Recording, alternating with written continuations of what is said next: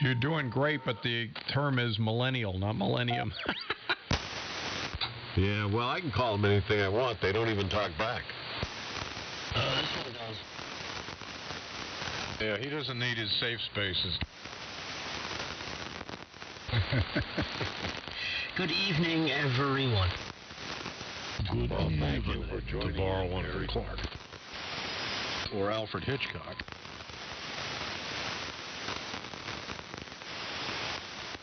That was. Anybody see that carrier besides me? It was like up there, and so it was like tick, tick, tick, tick, tick, went down and came right back up.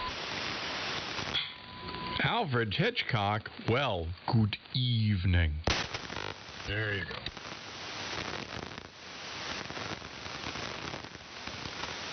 Awkward silence. I believe this is where Clark jumps in and says, "This space for rent." Oh, my God. Oh, my Lanta. No, my doctor said Atlanta. Speaking of my Lanta, I could use some.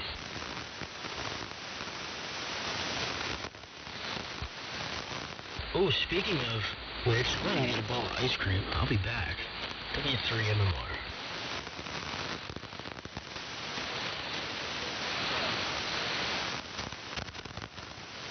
I saw what looked like possibly a mobile signal. Are you back, Jamie?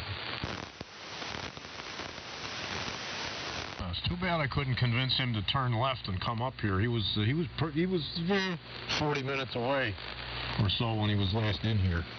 Now, I finally met that guy at Nearfest. I've known him probably 30 years. Finally met him. It was about time. Well, Jamie's one of the nicer guys on ham radio, you know. Oh, yeah, he's a great guy. I have a long history with him. It's just we had never met for many, many years. Of course, he was off the air for a long time, too. But, you know, us AMers, we never give up. We always come back, and he came back. Now, how many scumbags have you met on ham radio? Hundreds. Hundreds? Wow. Dozens. I don't know. I've been on the air 50 years. You meet a lot of people. You hear a lot of people you don't like. But more, and no, I can't even say it's more recently. Yeah, well, it's more out of control than it was. But oh yeah, the guys from 3892, the 3895 that came down in here and jammed us on a regular basis all through the 70s, 80s, and 90s. Yeah, that's the people I've met on the radio that I don't like. They're probably all dead now, right? 2 of them have turned to AM, believe it or not, and they're unrepentant. As a matter of fact, I've confronted them, they change the subject because they don't want to be. And I come right out and say, you know, how do you feel about all of the years you jammed me and Tim WA1HLR when we were down here and you were on sideband? They'll change the subject. Yeah, and you know for sure it was them, right? Same call sign, same location. Yeah, absolutely, same people. Some of them, like W8NB, he used to be KNRXW. Some of them changed their calls, but the 2 that operate AM, no, they still have their original calls, and they were mega jammers of the AM window. Pretty childish, if you ask me. Well, you know, these guys are still fighting the Civil War, and they're all anti-Semitic. And they're so ignorant that I'm going to get off this subject because it's a bone of contention. They'd single me out because I was a W-2, and they just assumed that everybody that lives in New York, and these people think that New York City is the rest of New York State, which is not, obviously, you know that. So they had a name for me. Hey, that 2 Jews in there again. Hey, Jew boy. I said, what? Are you serious? Absolutely 100%. There's people on here that could back me up. Unbelievable. Unbelievable. Let's see, so we got probably, what, a dozen people in here anyways, and you guys need to talk more. And Clark, so do you. You know what I mean? I mean, you can't keep the ball rolling unless you push it. You know what I mean? I mean, I ignited stop the teeing up in destruction. Dublin. I am now reaping the benefits. Every So time it's somebody entertaining. tees, it's the same 2 or 3 people came right back up. I want to hear about the bubble lady. Who's the bubble lady? Yeah, if Clark will tell us about Bubble Lady, I'll open up about Sausage Girl. I haven't talked about Sausage Girl yet. Nice. Bubble Lady. Well, there's a video about Bubble Lady and an evening at a resort in upstate New York in a hot tub that got way out of hand. Nice. I've heard this one. Yeah, see, so no need to repeat it. Yeah, I've heard, I think, 3 times. All right. Nothing wrong with it. I say it every time. I'm just blurting out, thinking out loud, I guess. But did I send you the video? No, you didn't send me that video. Oh, okay, because a video of the disaster, the night of the bubble tub, bubble girl disaster was enshrined in video. And I don't mind sending, well, pictures of Bubble Girl in the hot tub around. I did, however, hear the audio. Video? You never mentioned the that audio before. over there. We played the video in the background while you're on the air one night, so I did hear the audio, so I imagine the video is probably pretty funny. Yep. Anyway, yeah, that surely was. Well, we got in a lot of trouble with our resort. I am pretty sure that we're persona non grata and not allowed to go back there. Although that was a couple of years ago, so maybe they forgot. Although I tend to doubt it. They don't forget things like that. Isn't that the one you're talking to right now? Aren't they one and the same? Yeah, her birthday is Sunday.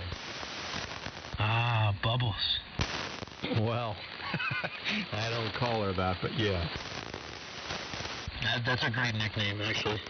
Bubbles.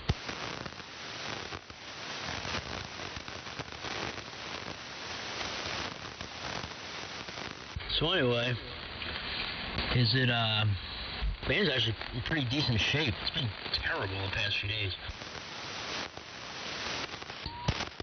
W2JBL. WL7B. What's the temp up there, Chris? Hold on, let me take a look. It is a balmy 64 degrees. You're lucky. Oh, it was 48 the night I got up here. It's 86 here. Yeah, it's about 80 here in Connecticut and about 80% humidity. And 3885 on your AM dial. The swinging hot spot. Yep. Well, we got up to, I don't know, it was in the 80s a couple of days so far. I came up here, Jesus, I don't know, I came up here Tuesday.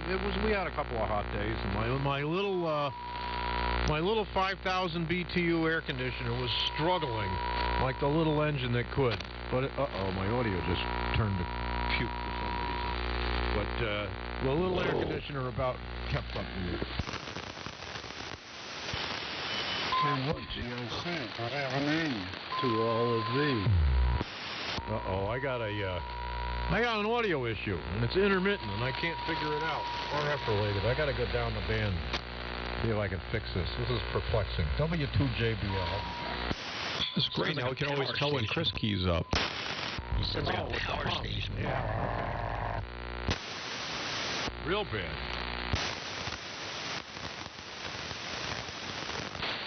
Yeah, I thought that was noise coming from my own air conditioner in the shack at first.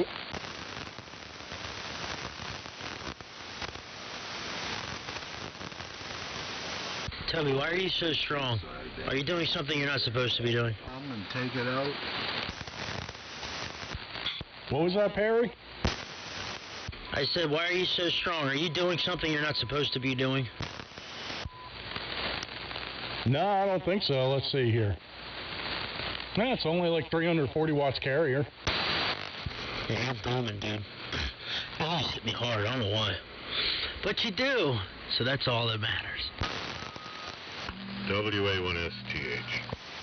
Creamy G likes to be hit hard. That's right. Hello, Steve, on the FT101. Oh, I went into the other room and I got on the FT 101 just to torture you guys a little bit. That sounds good. Well, I got a weird problem. I'm afraid my mixer is dying. It's a... Frank might be familiar with it. It's a nice mixer. It's an Electro Voice ELX1. It's really, it's like a modernized version of the Shure SE30. Very nice mixer, but I think one of the voltage regulators is going bad, and it acts like it's picking up RF, and all the channels have hum, and turn the gains up, and the thing starts feeding back on itself, and turn the power off and back on, and it comes back. That's not good, because my other ELX1 spare is 300 miles from here. Yeah, shotgun the electrolytics and you're back in business. Yeah, I don't have parts to fix solid-state equipment up here. That's a problem.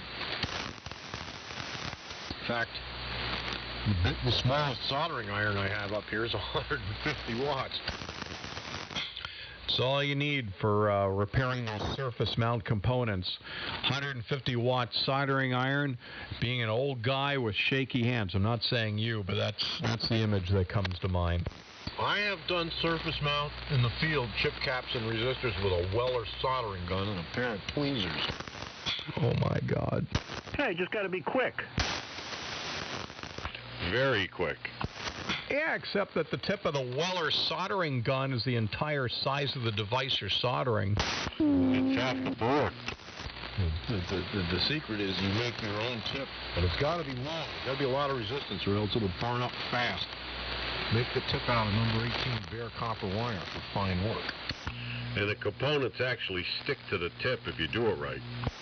The tip has to be long. It's amazing the advice here. A temporary tip with number 18 copper wire, a long loop of it, to keep the resistance up so it wouldn't burn up. And successfully replaced a number of chip components. In fact, I found that off a few times. I use a Weller heat gun on high, and I also have an attachment for the heat output nozzle. It kind of concentrates it to within a quarter-inch circle. So I use that, and I gingerly work my way around the IC resistor itself, and that works fine for small stuff anyway. Well, that's professional grade. How many people revitalize their soldering iron tips by putting them in a drill and spinning them up against a metal file? Well, I do the opposite. I stick them in a grinder. No filing, no filing. Steel wool or wet sponge, and then tin it. No filing. Well, that's if it's a plated tip. If it's a steel-plated tip, if it's bare copper like my old Buzzard soldering irons, my big old Buzzard soldering irons, they're bare copper, and you just stick them in the grinder and roll a new point onto them. But yes, Chet makes a very good point. The Weller, tips, the professional grade tips are plated, and if you whack the plating off, they die really quick. No, I'm talking about pencil iron tips. Yeah. The Weller ones, the professional ones, those are plated, and you can't grind them.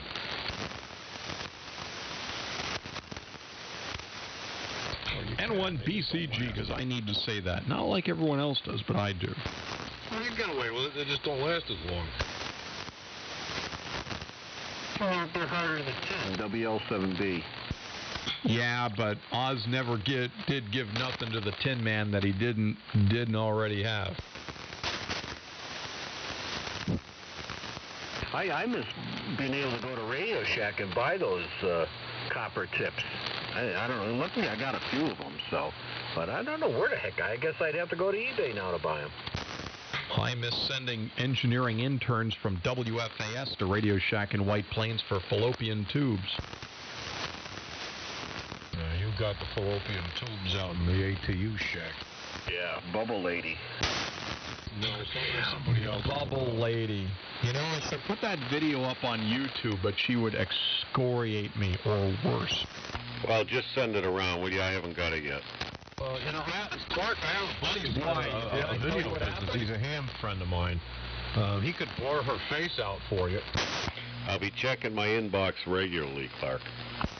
Oh my God! All right, fine. Let me see if I'll email it to you. Hold on. Do we get to see her naked in the video? Yeah, she's in a hot tub. She's not wearing anything. You got my email address. This is the Playboy model, the 1980s Playboy model. We ended up having a lot to drink at dinner, I think, between the two of us. This is amazing. We went through 2 bottles of wine, and it was only the 2 of us. So, yes, it's a full bottle of wine each. I might have helped her out a little bit on one of them. But we go back to the room, and she wants to do the hot tub thing. And so she starts the water going, and she strips right down, and hops in.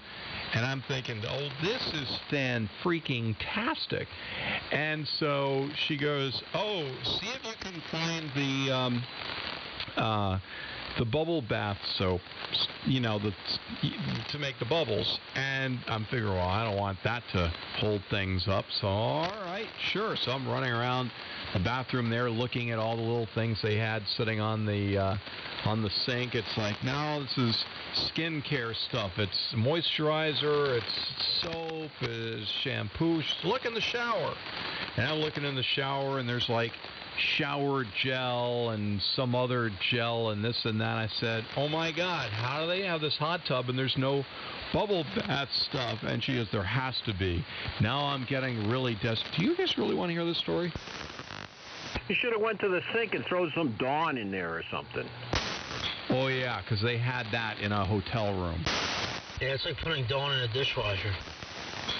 Well, so we go with the shower gel because that's like the most likely thing.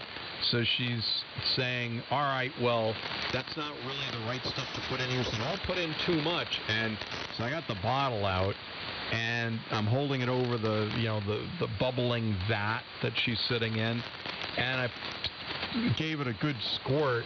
Come on now. She goes, oh, that's enough. I'm like, it's not going to do anything. And she goes, oh, yeah, you got to give it some time. So we waited like 10 seconds. I'm getting very impatient. I said, there's not enough here. I'm tired of looking for this stuff. So I take the top of the bottle off and turn it upside down and give it a mighty squeeze. And half the bottle went in. And she starts to freak out. I said, it's not even doing anything. And then, about 15 seconds later, all hell broke loose.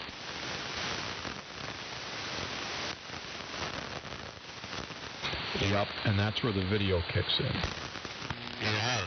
And how'd you clean up all them bubbles? It was quite an effort. I actually have never seen anything like that in my life, and I realized that she wasn't kidding when she said just a tablespoon. And when you think about how really a tablespoon probably would have been fine, and I dumped half the bottle in there, just imagine. Weren't you using the ice bucket in the room to try to scoop the bubbles into the sink or something?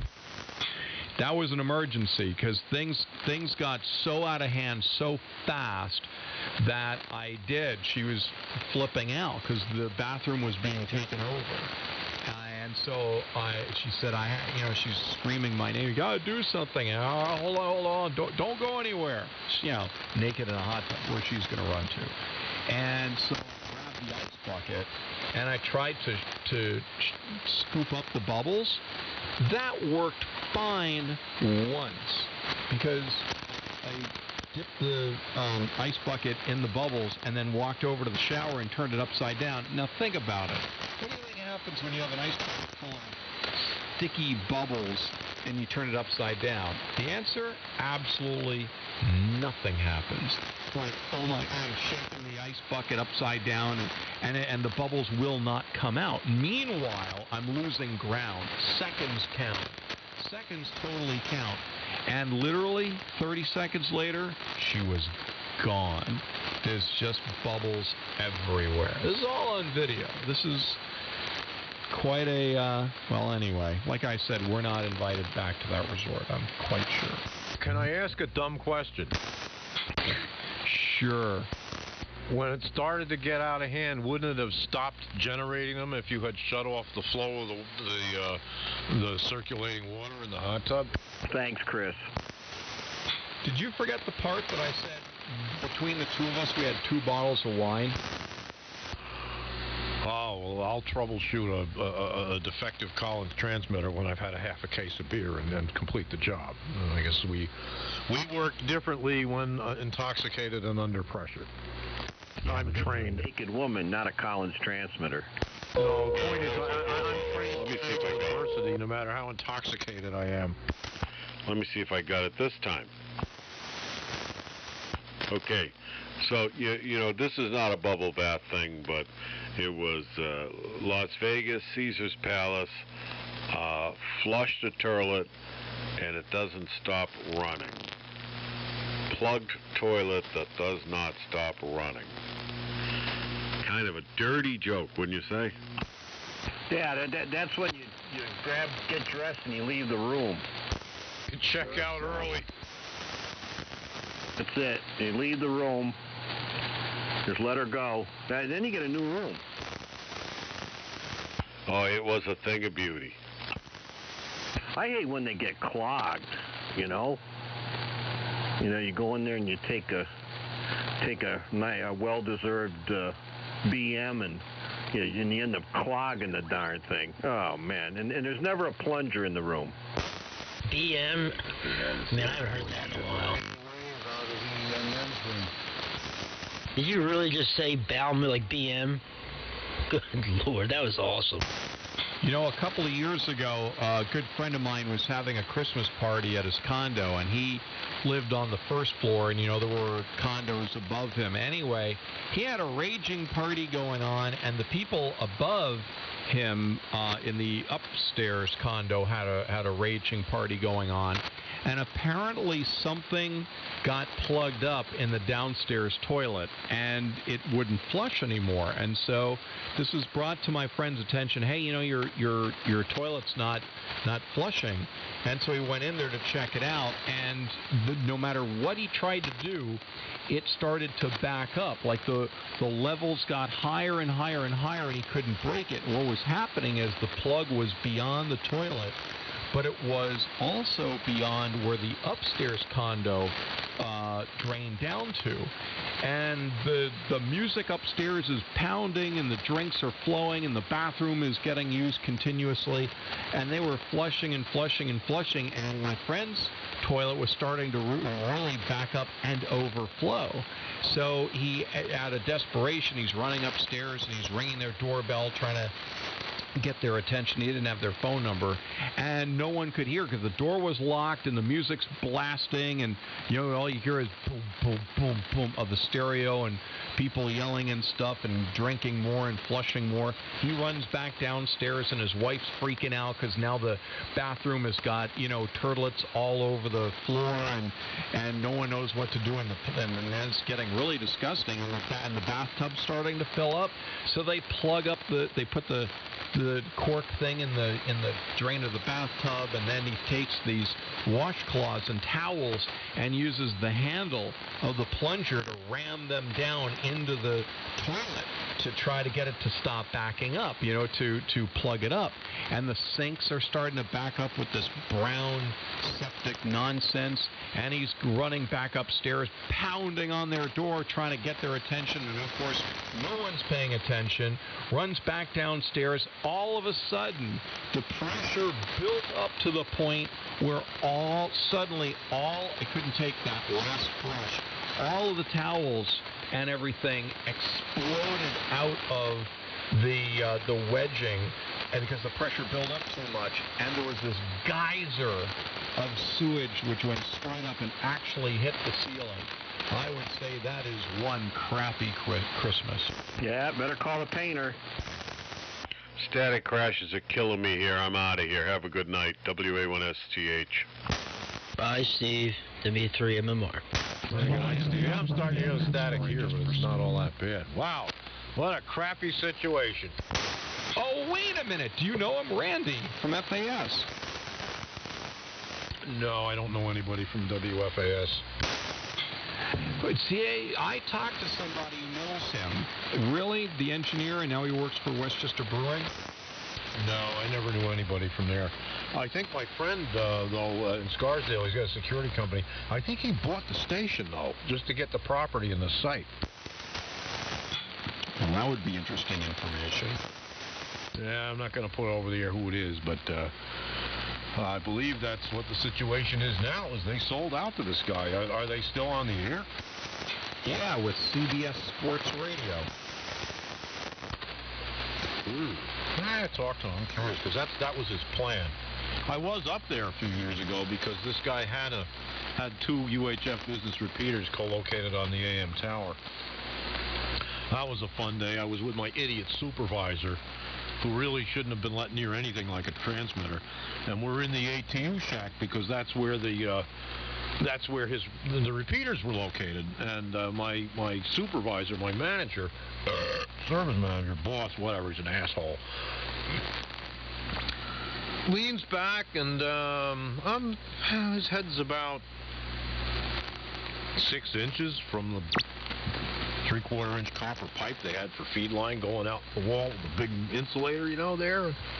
Should I tell Stefan that copper pipe is hot? He almost reached up and grabbed it at one point to hang on to for whatever reason. And I finally had to warn him, but he's like, "What?" "Yeah, that's hot." And I took a pencil and drew an arc off of it.